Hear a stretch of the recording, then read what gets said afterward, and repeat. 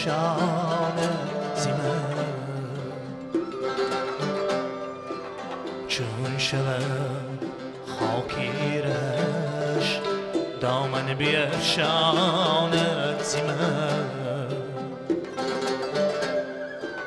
ور بگویم دیل مگردم رو بگرداند زیمه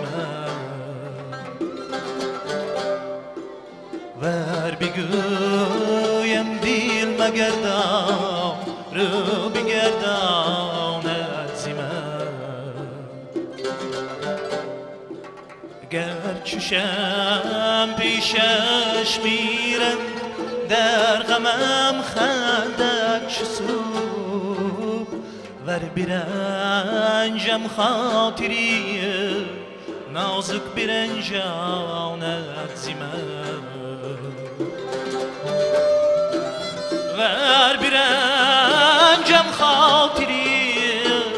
نازک برنجاند زیمه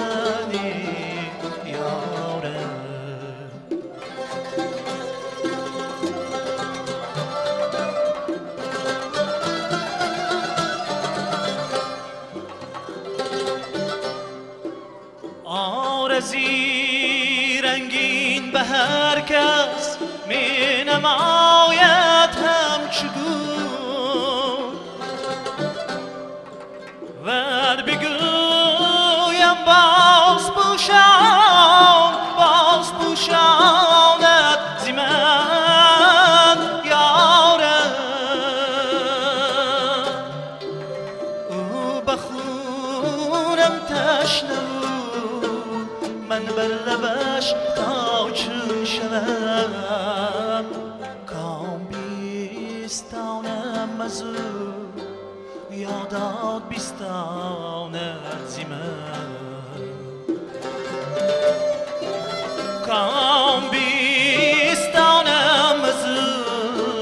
یادات بیستاند زی من یاره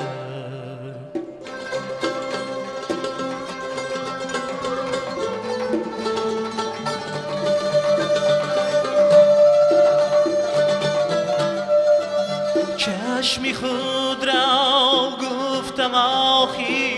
یک نظر سیرش ببین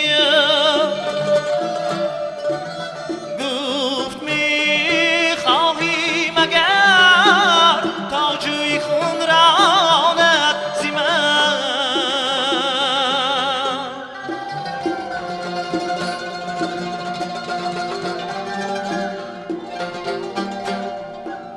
گرچه فرهادم به تلخی جان برایت حیف نیست یارم بس حکایت های شیری باز میماند زی من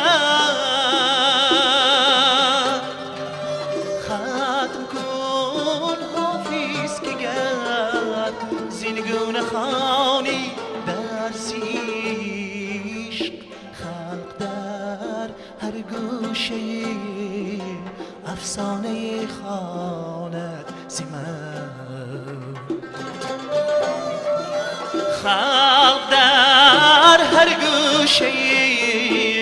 افسانه